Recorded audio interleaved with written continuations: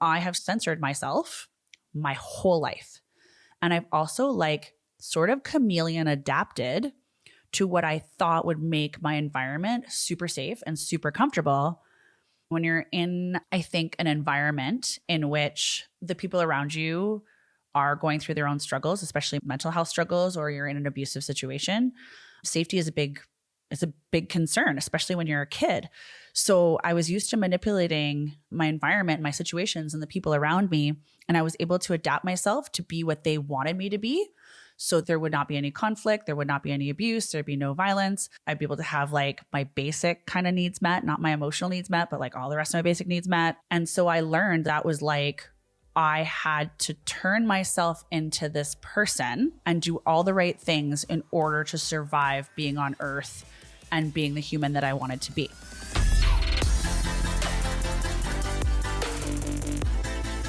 The battle between all of my personalities.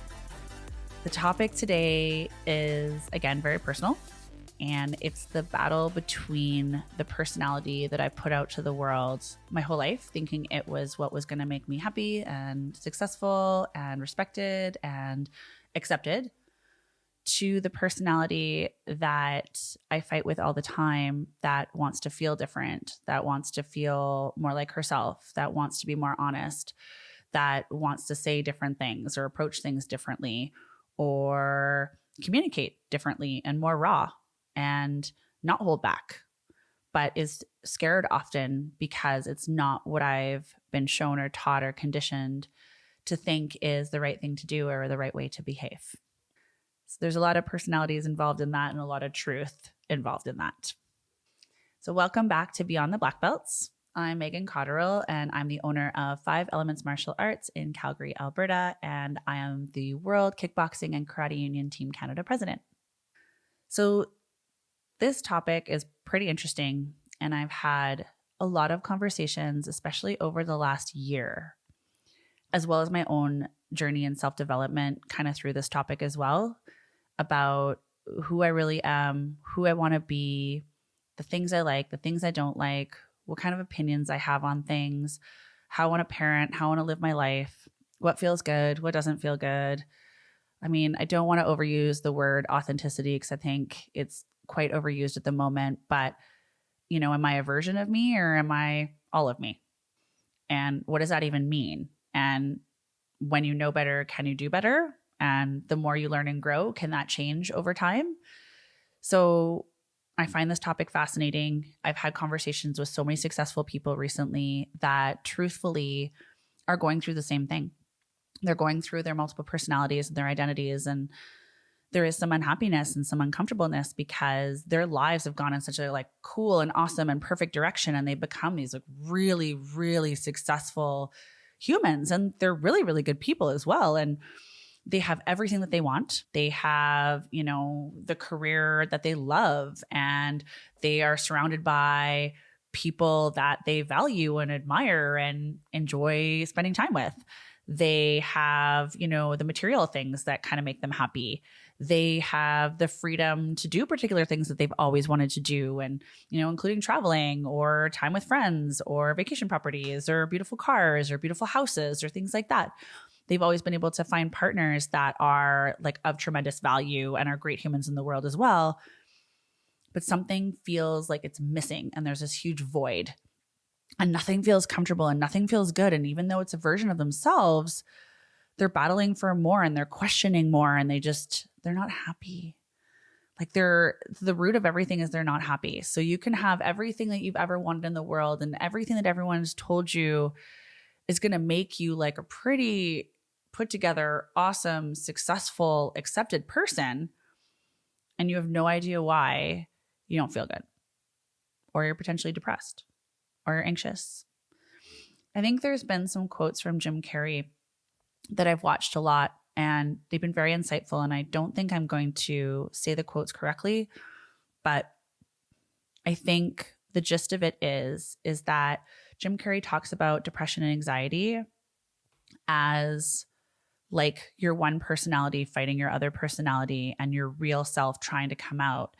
And the more that you don't let your real self come out and you don't show yourself to the world, the more anxious and depressed you're getting.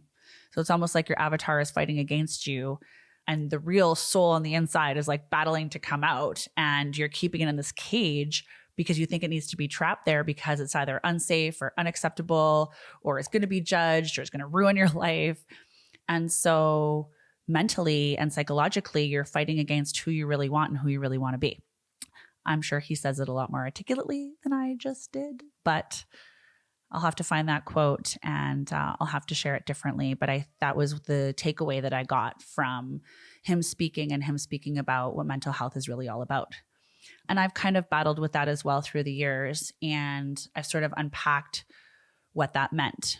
And through all my mental health journeys and through like the things I went through in my childhood, the things I went through in my career, the things I've gone through in relationships, I've now sort of realized that it is the battle between my two personalities, the personality that's had to adapt to the things that I went through. So how did I overcome some of the trauma in my childhood? Well, you get hyper independent and you think that you have to do all these particular things in school, and you have to have the right friends, and you have to do the right career, and you have to look a certain way and speak a certain way, and that you're not allowed to share things that are controversial or have too much emotion or could hurt anyone else's feelings or make anyone else feel uncomfortable.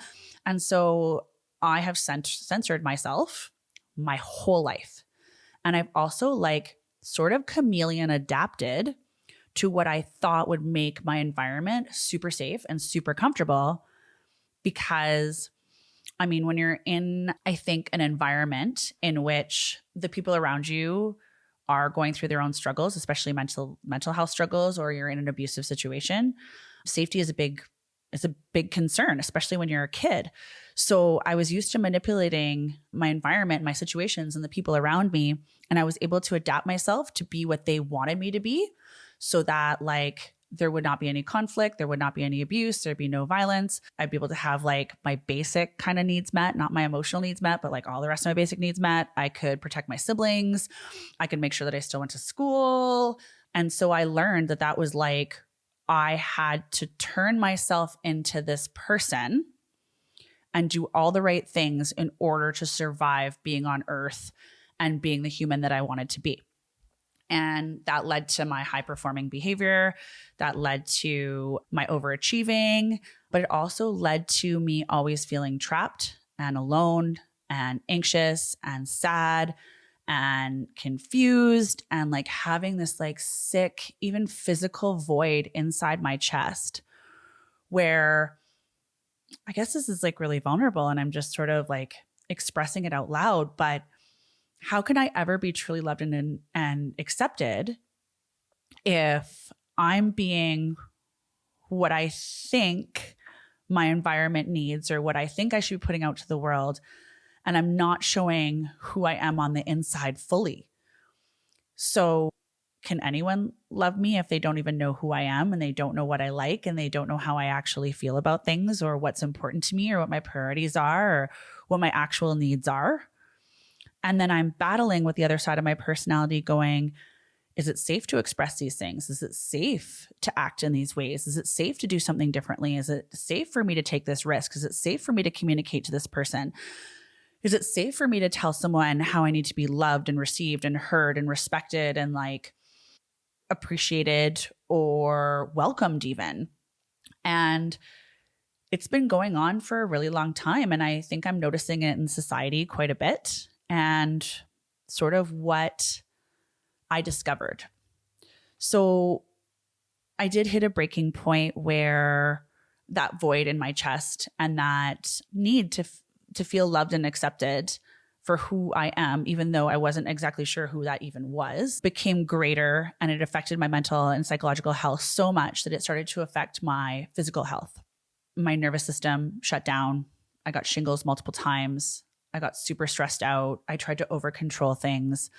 I was getting sick physically all the time. I was exhausted all the time. I had terrible headaches. I had adrenal fatigue.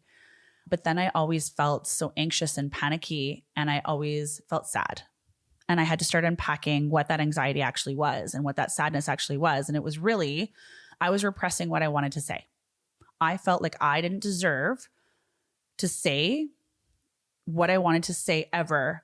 And eventually it got to a boiling point where the kettle became way too hot and way too much to control, and it eventually just burst. And it's the most vulnerable and raw feeling in the world when you make a decision to go, I can't do this anymore. I have to take the masks off. I can't pretend. Something's got to give. I can't keep up this like level of behavior and level of perfection and level of trying to like read everyone's energy and figure out what they want and what they need and what they expect and what they want to perceive. And you just get to a point where you're like, I can't do this anymore. Like it's going to destroy me. And it was destroying me. And I couldn't let it. There is too many things in my life, like my son, that just deserve so much better than how I was behaving and acting and conducting myself, even though I didn't know any better. I didn't know how to do any better. I didn't even know that what I was doing was wrong. Like from the time you're little, you're sitting in school and it's like, cross your legs, don't talk, raise your hand, only say things that are acceptable, don't have a different opinion, make sure you dress like this, make sure you eat like this, make sure you only say these things, don't hurt other people's feelings, don't share these opinions, they're controversial. And I think from the time we're just like so little, we're so confused and we don't know that what we're doing is wrong. And so now, I guess being old and going through all of this and having these meltdowns and feeling this like terrible void inside me, I think that I need to start listening to that other personality and I need to start figuring out what that is. And little by little, I feel like I've started to find who I really am and what I stand for and what my priorities are and what actually makes me feel joy and happiness and like not being full of shit anymore. I didn't know I was because I thought I was doing all the right things and it was kind of a version of me. I think we all have kind of versions of ourselves. It wasn't a lie, but it also like wasn't what I wanted to say. And it wasn't what I wanted to do. And it wasn't the risks I wanted to take. And it wasn't the fun I wanted to have. Like I started to realize there were so many things that were not fun for me that I pretended were, and then just was always disappointed in. So I made a decision to not be unhappy anymore and figure out what that meant and really sit with myself and think about how I wanted to start communicating differently and how I wanted to start leading differently and how I wanted to start parenting differently and how I wanted to like be different in my intimate relationships with my best friends or, you know, someone I wanted to date or someone that I just felt like a particular respect and closeness with. They deserved more from me. They deserved the real version of me, whether I was still discovering that or not. And going back to the authenticity, I mean, that word just bugs me in general. But I don't know how else to say like that raw, bare bones version if there was no conditioning ever and if no one ever told you what to do. And so I decided to experiment. And the experimenting is going differently than I thought. So the experimenting is when I have something to say, I say it. I'm not censoring myself. I'm not censoring my opinion. I kind of think about it like when you're 3 or 4 years old and you're in preschool, how do those kids talk to each other before being told that they're wrong with how they communicate? One kid goes, I like you. Then the kid goes, I like Play-Doh. Do you like Play-Doh? Oh, do you want to play with me? Do you not want to play with me? You know, I like that person. I don't like that person. I like animals. I don't like animals. Like they say what they want to say and they're cool with who they are at that age. And so I've been approaching relationships and leadership and parenting kind of like that. If I like someone, I'm like, I like you. And I like you because of A, B, C, D, E. Not, oh, well, I think it's really fascinating what you do for work and I really respect and value that. It's like, I think it's pretty badass that you chose that career. You know, was it scary for you?